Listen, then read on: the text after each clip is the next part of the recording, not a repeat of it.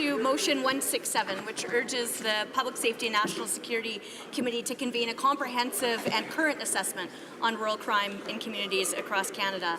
I want to acknowledge the work of the Alberta Rural Crime Task Force for all of their advocacy. Rural crime affects constituents from across our ridings, and rural Alberta MPs have been working with provincial and municipal representatives and citizen groups to hear from victims of crime, law enforcement, and sometimes even offenders to identify concrete actions to reduce rural crime and to protect the rights of victims. I know rural MPs across all of Canada and of all parties hear the same concerns from their constituents.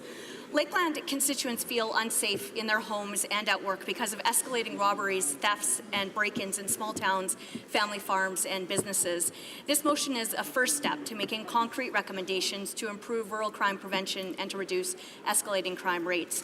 Motion 167 calls for an assessment of those trends of crime rates in rural Canada because 2015 was the first time that police-reported crime in Canada went up in over a decade, the first time in more than 12 years, and it increased again in 2016. So the experiences of our constituents in rural Alberta and of people across Canada are clearly reflected in the official statistics. Many are frustrated and rightfully angry. Many have been victims repeatedly and with increasing violence. My constituent Barbara said, once you tell your personal story of a break-in, almost everyone you meet can offer up their own story. So you're right when you say there has been a substantial increase in these incidences, and we're all scared and frustrated. Canada is clearly in need of a formalized, in-depth assessment on rural crime to get the statistics to make tangible recommendations for concrete action to combat this crisis. And both the analysis and the action must be swift because it's urgent. My constituents don't want studies or reports forever. They want action. But because this notable escalation of crime is relatively recent, it's a fact that a comprehensive investigation of all factors has not actually yet been undertaken federally. Motion 167 is at least a measure that I could suggest as a private member to get rural crime on the federal agenda. One of my constituents, Colleen, says, everyone in our area is very, very concerned about rural crime and personal safety. Neighbours all around us have had vehicles stolen or their houses broken into. It is an epidemic. From Central Alberta, Rose says, if we do not feel safe in our own homes, then there needs to be an establishment of why we do not feel safe. Ben told me, as a rural property owner, we are completely frustrated. To date, we have lost 3 vehicles, huge amounts of diesel fuel, several batteries, tools, money, credit cards, and precious family heirlooms.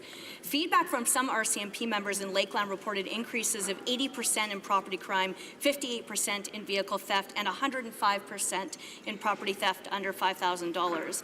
In fact, property crime in rural Alberta alone increased by 41% in the last 5 years, while the population only went up 8%.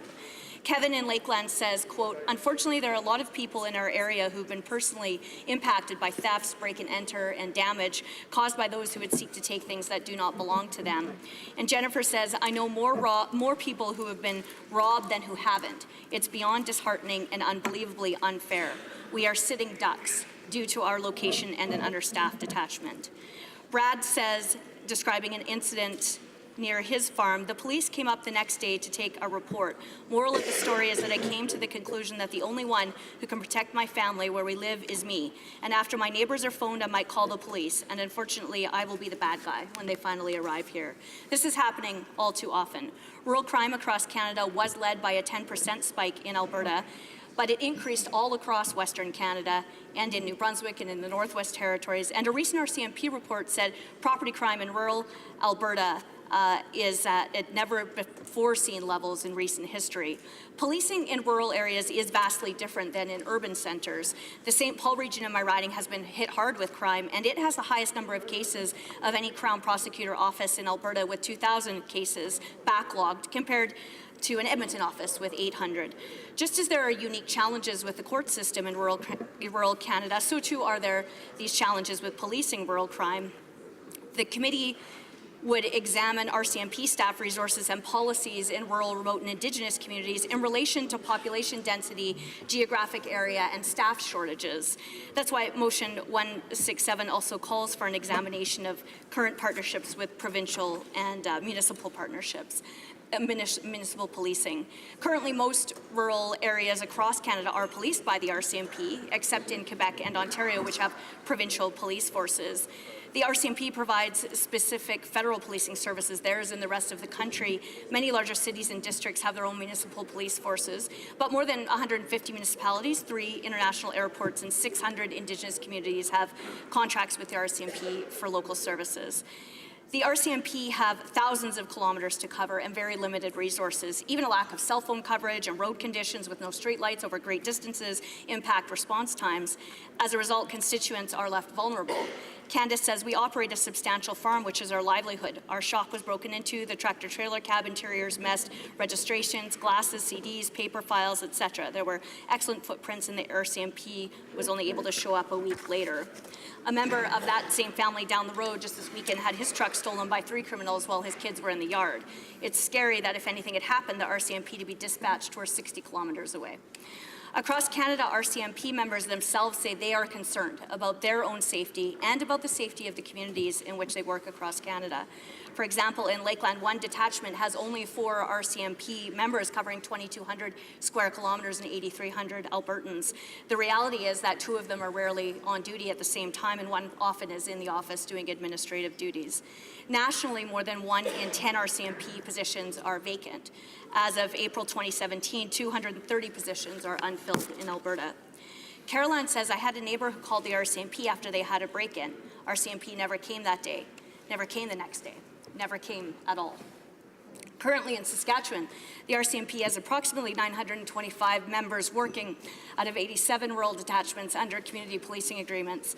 Another 250 officers are based at larger municipal RCMP detachments, and 33 are involved in community policing arrangements with Saskatchewan First Nations. In Manitoba, RCMP detachments have been struggling for years with vacancies that have constrained policing services to rural and Indigenous communities. The problem of employment fatigue in the RCMP is a national concern, and it's particularly acute in Manitoba. The result is reduced safety and protection to rural and Indigenous people, eroded morale, and increased stress for RCMP members. RCMP members express significant concern for the mental and physical well-being of their colleagues.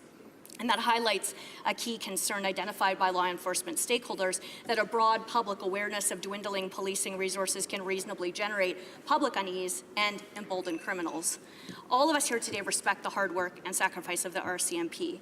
A thorough and up-to-date assessment will help determine specific resource requirements and actions needed to serve and protect rural communities, and about whether recent announcements have actually made measurable differences. Residents and businesses in small towns and rural areas across Lakeland say they expect break-ins and robberies. They're taking action to protect themselves, setting up buddy systems with neighbors, rural crime watches, and citizens on patrol. One resident said, we have a security system, but that doesn't help much when it takes the RCMP too long to get there. Small business retention is becoming a major challenge in rural communities plagued by rampant crime. They're vital to Canada's economy, and especially in rural areas with limited employment. For years, small businesses have been broken into, and with escalating violence like armed robberies of the Boyne Lake General Store, the Vegreville Hotel, the Bonnyville Liquor Store, the Butcher Shop in Eckville, and the Sporting Goods Store in Caroline. Businesses are contacting their counties because they've been broken into so many times that their insurance companies are now refusing them. On January 28th, the Globe and Mail reported on small business retention in rural Canada. Farmers and business owners who've been hit multiple times say they're surprised by the brazenness of recent property crimes. Thieves come looking for electronics, farm equipment, or guns. Even when someone is home, the reasons for the apparent increase in crime in some areas are not clear. But the question is clear: what incentive is there for business owners to remain in rural areas? It may now be costing them more to stay open than not, and businesses and employees must be able to thrive in rural Canada, not be driven out by criminals and repeat offenders. The rights of law-abiding business owners and residents everywhere must be prioritized over the rights of criminals. The analysis mandated by Motion 167 can deliver the statistics and context to clearly establish all the factors behind the increase in rural crime. Many municipal associations and municipalities across Canada want action. The Saskatchewan Association of Rural Municipalities recently called for stiffer penalties for those convicted of rural crimes, restrictions on access to rural property, increased RCMP resources to deal with agriculture-related thefts in rural areas, and expanded rights and justification for an individual to defend or protect themselves, their family, and their property. My constituents want stronger penalties too, to stop the revolving door of repeat offenders. And because they're left without RCMP able to get to them fast enough, they fear they're in a no-win situation if they're forced to defend themselves, their family, their homes, property, or businesses. Silky says, with every strange noise, we look out the window and a false alarm from our shop sensor, it gave us adrenaline overload. Every slow driving by vehicle makes the hairs stand up, and in general, everyone in the neighborhood is on edge. Carolyn says, I had a neighbor who was at home with her 5 children. There were people in the yard, and all she could do was let them snoop. They had a vehicle waiting on the other side of the tree line. This sort of thing has been, and in my opinion, will continue to escalate. What is our government's first job, she asks, if not to protect its citizens? Monique says that anytime I am returning home, kids are in school, husband is at work, I'm nervous, cautious, and scared. Will I drive up to find we are the next victims? And worse yet, will I catch them in the act? That puts me in between them and their escape route. Then what? It's fight or flight for both of us. Guaranteed I will be unarmed. Never in my life did I think that things would shift from urban being safer than rural. We chose rural to feel safer, and now we are targets, sitting ducks, so to speak. The rise in rural crime has coincided with the escalating opioid crisis in Canada.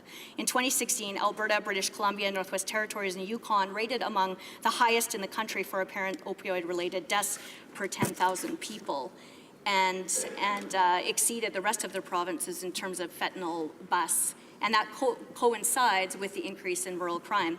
Multiple First Nations communities have declared states of emergency in response to the uptick in opioid overdoses, during which crime rates began to soar. All members and parties have been strong advocates for action on the opioid epidemic in Canada. And while there are many related factors to ponder, this motion will be an opportunity to enable the appropriate committee to assess this urgent issue in that context about the concurrent increase in opioid use and rural crime. Some law enforcement officials cite the challenges and resourcing of RCMP in rural areas as a factor in escalating drug-related crime and of increasing activities of organized crime in rural areas. Overall, a major problem is that there are so many unanswered questions. This motion is a first step for the federal government to explicitly acknowledge this urgent issue and start moving the levers to address it and to take action. Kevin says, this experience really traumatized me, as well as my wife Lexi, who was at home only 100 feet from the shop with our 4 young children when these individuals were here. We don't live close to neighbors, about 2 kilometers, and for the last 2 years we have had to change much about how we live out here. It really impacted us and has made us wary about living in an isolated area, even now after 2 years after an incident where they were robbed. Some of the items stolen were irreplaceable, and the loss of security, we feel, has certainly been felt by our whole family. Sharon says, I've never been afraid to stay alone on our acreage and hardly ever locked a door. Now all doors on this property are locked. We have yard lights, motion lights, alarm system. Still, I don't feel safe. The police are so thinned out for this big country that they can't help taking sometimes a couple of hours to respond to a call. I'm a 75-year-old woman, and it's just wrong that I should have these fears as a free Canadian. Judy says, this is not fair that I have to live in fear with gates locked, phone by the bed, and awaken to every noise. This is not the Alberta I know and love. These voices are echoed by thousands in rural communities across Canada. It does not discriminate between regions or party lines, and it affects everyone. A core duty of government is public safety and security. Constituents should get the safety that they deserve. The results of this assessment would directly affect all rural communities across Canada and benefit every rural constituency should this motion be adopted. So please, I urge all members of the House, let's pass motion 167 to, as Darcy from Lakeland says, make rural life safe again.